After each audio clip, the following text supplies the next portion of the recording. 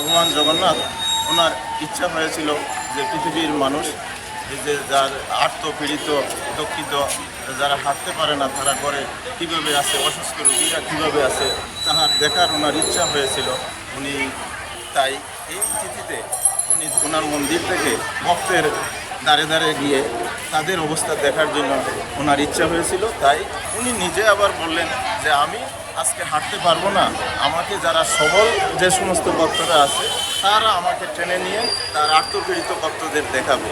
এই ইচ্ছা অনুসারেই এই রথযাত্রা অনুষ্ঠিত হয়ে আসছে।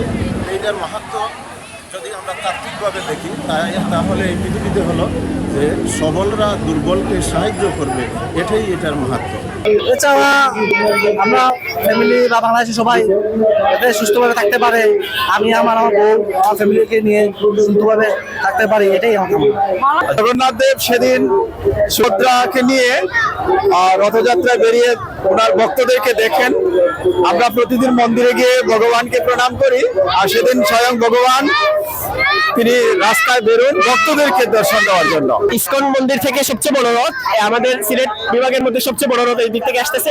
আজকের যে বাংলাদেশকে আমরা পেয়েছি সেই বাংলাদেশকে বৈষম্যহীন বাংলাদেশ হিসাবে প্রতিষ্ঠিত করার লক্ষ্যে আমরা দলমত নির্বিশেষে সম্মিলিতভাবে কাজ করব, এটি আজকের দিনের প্রত্যয়। প্রার্থনা আছে সকলকে ভালো রাখেন, সুস্থ রাখেন, সকলের মধ্যে কামনা করেন।